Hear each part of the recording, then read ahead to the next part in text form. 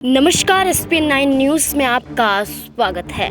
लोकसभा चुनाव के छठे चरण के मतदान में बिहार की 8 लोकसभा सीट शामिल हैं, जिसमें कई ऐसी महत्वपूर्ण सीटें शामिल हैं जहां पर निर्दलीय प्रत्याशियों की किस्मत दांव पर लगी हुई है।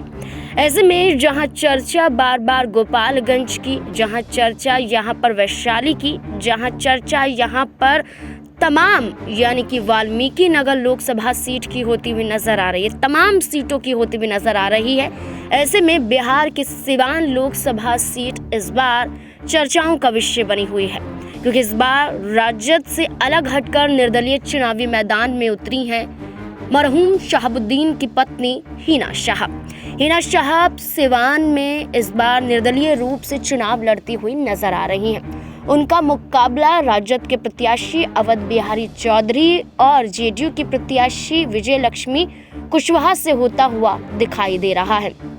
ये मुकाबला कड़ा है और इसी मुकाबले के बीच में हिना शाहब को सिवान की जनता का समर्थन मिलता हुआ नजर आ रहा है। लेकिन समर्थन तो यहाँ पर हिना शाहब को पप्पू यादव का भी है। पप्पू यादव ने खुले तौर पर कह दिया था कि वो अपनी तरफ से हिना शाहब के लिए तमाम वो महत्वपूर्ण कदम उठाते हुए नजर आएंगे जितना जरूरी इस लोकसभा चुनाव में होगा।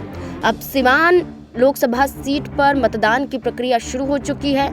जनता अपने मत का प्रयोग करती हुई नजर आ रही है। भारी संख्या में महिलाओं की संख्या यहाँ पर दिखाई दे रही है, जो इस बार कहीं ना कहीं महिला कैंडिडेट को जिताने के लिए आगे आ रही हैं। अब देखना होगा कि सिवान में क्या शांतिपूर्वक तरीके से चुनाव संपन्न होता हुआ नजर आता है। क्या हिना शाहब क्या जो जीत का दावा करते हुए नजर आ रही थी, क्या जीत का दावा अभी भी यहाँ पर तय मान लिया जाए या फिर माहौल अभी और ज्यादा आगे देखने को मिलेगा।